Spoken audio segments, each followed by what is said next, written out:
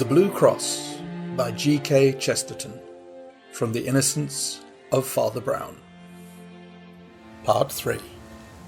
Valentine beheld the thing which he sought. Among the black and breaking groups in that distance was one especially black, which did not break. A group of two figures clerically clad. Though they seemed as small as insects, Valentine could see that one of them was much smaller than the other. Though the other had a student stoop and a conspicuous manner, he could see that the man was well over 6 foot high. He shut his teeth and went forward, whirling his stick impatiently. By the time he had substantially diminished the distance and magnified the two black figures as in a vast microscope, he had perceived something else, something which startled him, and yet which he had somehow expected.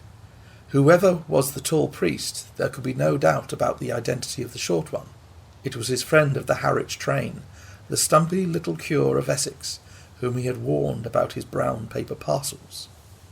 Now, as far as this went, everything fitted in finely and rationally enough. Valentine had learned by his inquiries that morning that a Father Brown from Essex was bringing up a silver cross with sapphires, a relic of considerable value, to show some of the foreign priests at the Congress. This undoubtedly was the silver with blue stones, and Father Brown undoubtedly was the little greenhorn in the train. Now there was nothing wonderful about the fact that what Valentine had found out, Flambeau had also found out. Flambeau found out everything. Also, there was nothing wonderful in the fact that when Flambeau heard of a sapphire cross, he should try to steal it.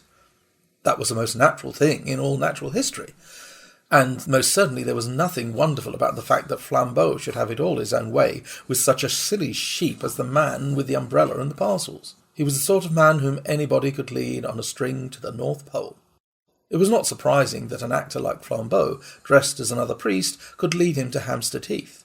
So far the crime seemed clear enough, and while the detective pitied the priest for his helplessness, he almost despised Flambeau for condescending to so gullible a victim. But when Valentine thought of all that had happened in between, of all that had led him to his triumph, he racked his brains for the smallest rhyme or reason in it.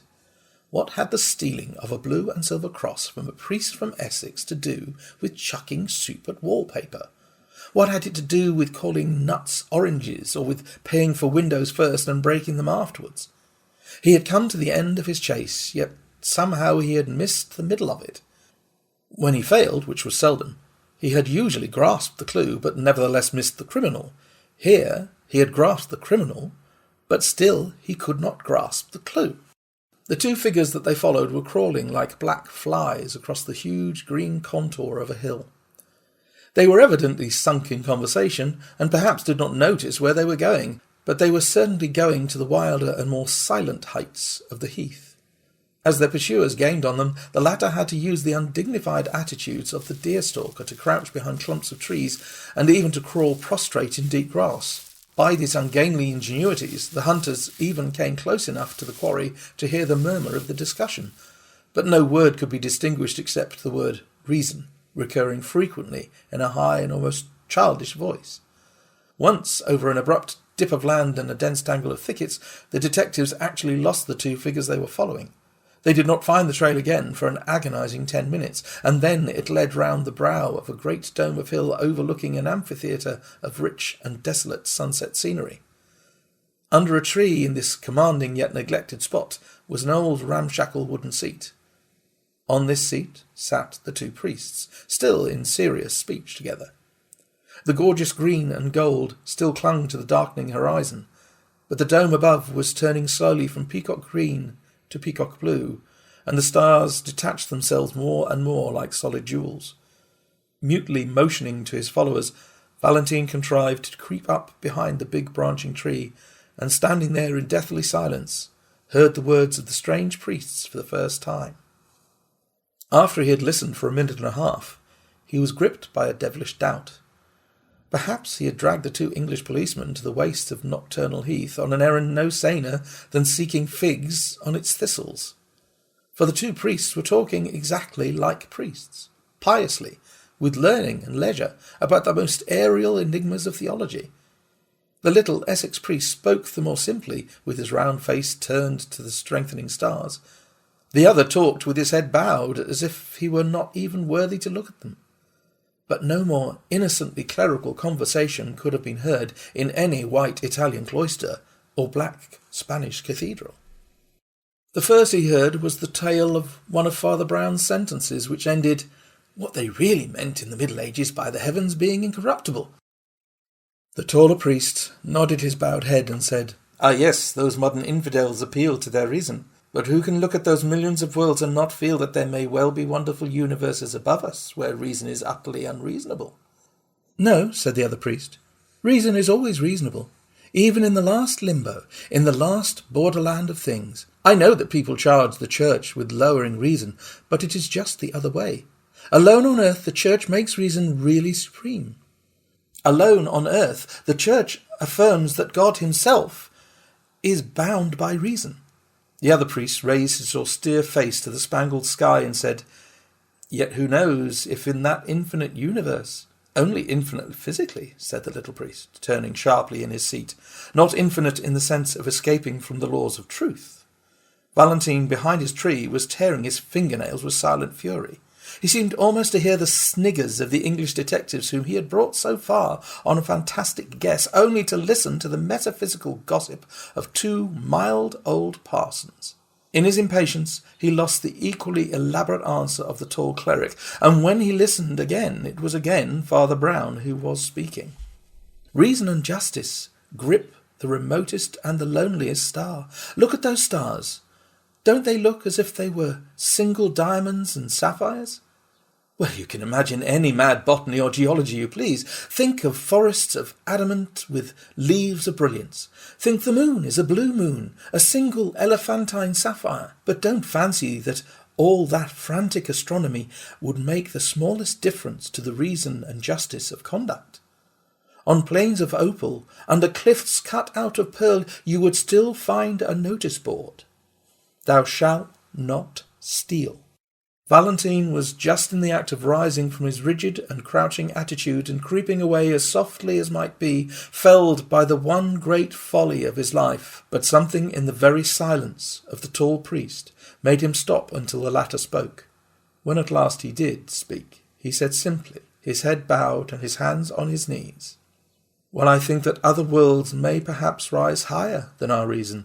The mystery of heaven is unfathomable, and I, for one, can only bow my head." Then, with brow yet bent and without changing by the faintest shade his attitude or voice, he said, "Just hand over that sapphire cross of yours, will you? We're all alone here, and I could pull you to pieces like a straw doll." The utterly unaltered voice and attitude added a strange violence to that shocking change of speech. But the guarder of the relic only seemed to turn his head by the smallest section of the compass. He seemed still to have a somewhat foolish face turned towards the stars. Perhaps he had not understood, or perhaps he had understood and sat rigid with terror. "Yes," said the tall priest, in the same low voice and in the same still posture. "Yes, I am Flambeau." Then after a pause he said, "Come, will you give me that cross?" "No," said the other, and the monosyllable had an odd sound. Flambeau suddenly flung off all his pontifical pretensions. The great robber leaned back in his seat and laughed low but long. "No," he cried, "you won't give it me, you proud prelate. You won't give it me, you little celibate simpleton. Shall I tell you why you won't give it me? Because I've already got it in my breast pocket." The small man from Essex turned what seemed to be a dazed face in the dusk, and said with the timid eagerness of the private secretary, Are you sure?" Flambeau yelled with delight. "Really, you're as good as a 3-act farce," he cried. "Yes, you turnip, I'm quite sure. I had the sense to make a duplicate of the right parcel, and now, my friend, you've got the duplicate and I've got the jewels. An old dodge, Father Brown. A very old dodge." "Yes," said Father Brown, and passed his hand through his hair with the same strange vagueness of manner. "Yes, I've heard of it before." The colossus of crime leaned over the little rustic priest with a sort of sudden interest. "You have heard of it?" he asked. "Where have you heard of it?" "Well, I mustn't tell you his name, of course," said the little man simply. "He was a penitent, you know. He had lived prosperously for about 20 years entirely on duplicate brown paper parcels. And so, you see, when I began to suspect you, I thought of this poor chap's way of doing it at once." "Began to suspect me," repeated the outlaw with increased intensity. "Do you really have the gumption to suspect me just because I brought you up to this bare part of heath?" "Oh, no," said Brown with an air of apology. "You see, I suspected when we first met. It's that little bulge up the sleeve where you people have the spiked bracelet." "How in Tartarus," cried Flambeau, "did you ever hear of the spiked bracelet?" "Oh, one's little flock, you know," said Father Brown, arching his eyebrows rather blankly. "When I was a curate in Hartlepool, there were 3 of them with spiked bracelets. So, as I suspected you from the first, don't you see, I made sure that the cross should go safe anyhow. I'm afraid I watched you, you know. So at last I saw you change the parcels. Then, don't you see, I changed them back again, and then I left the right one behind." "Left it behind?" repeated Flambeau, and for the first time there was another note in his voice beside his triumph. "Well, it was like this," said the little priest, speaking in the same unaffected way. "I went back to that sweet shop and asked if I'd left a parcel, and gave them a particular address if it turned up. Well, I knew I hadn't, but when I went away again, I did. So instead of running after me with that valuable parcel, they sent it flying to a friend of mine in Westminster. Then," he added rather sadly, "I learnt that too from a poor fellow in Hartlepool. He used to do it with handbags he stole at railway stations, but he's in a monastery now. Oh, one gets to know, you know," he added, rubbing his head again, with the same sort of desperate apology. "We can't help being priests. People come and tell us these things." Flambeau tore a brown paper parcel out of his inner pocket and rent it in pieces. There was nothing but paper and sticks of lead inside it. He sprang to his feet with a gigantic gesture and cried, "I don't believe you! I don't believe a bumpkin like you could manage all that! I believe you still got the stuff on you, and if you don't give it up, why, we're all alone, and I'll take it by force!" "No," said Father Brown simply, and stood up also. "You won't take it by force. First, because I really haven't still got it, and second, because we're not alone." Flambeau stopped in his stride forward. "Behind that tree," said Father Brown, pointing, "are 2 strong policemen and the greatest detective alive." "How did they come here, do you ask? Why, I brought them, of course." "How did I do it? Why, I'll tell you if you like. Lord bless you, we have to know 20 such things when we work among the criminal classes. Well, I wasn't sure you were a thief, and it would never do to make a scandal against one of our own clergy, so I just tested you to see if anything would make you show yourself. A man generally makes a small scene if he finds salt in his coffee. If he doesn't, he has some reason for keeping quiet. I changed the salt and sugar, and you kept quiet. A man generally objects if his bill is 3 times too big. If he pays it, he has some motive for passing unnoticed. I altered your bill, and you paid it." The world seemed waiting for Flambeau to leap like a tiger, but he was held back as by a spell. He was stunned with utmost curiosity. "Well," went on Father Brown with lumbering lucidity, "as you wouldn't leave any tracks for the police, of course somebody had to. At every place we went to, I took care to do something that would get us talked about for the rest of the day. I didn't do much harm. I splashed a wall, spilt apples, a broken window, but I saved the cross, as the cross will always be saved. It is at Westminster by now. I rather wonder you didn't stop it with the donkey's whistle." "With the what?" asked Flambeau. "I'm glad you've never heard of it," said the priest, making a face. "It's a foul thing. I'm sure you're too good a man for a whistler. I couldn't have counted it even with the spots myself. I'm not strong enough in the legs." "What on earth are you talking about?" asked the other. "Well, I did think you'd know the spots," said Father Brown, agreeably surprised. "Oh, you can't have gone so very wrong yet." "How in blazes do you know all these horrors?" cried Flambeau. The shadow of a smile crossed the round, simple face of his clerical opponent. "Oh, by being a celibate simpleton, I suppose," he said. "Has it never struck you that a man who does next to nothing but hear men's real sins is not likely to be wholly unaware of human evil? But, as a matter of fact, another part of my trade, too, made me sure you weren't a priest." "What?" asked the thief, almost gaping.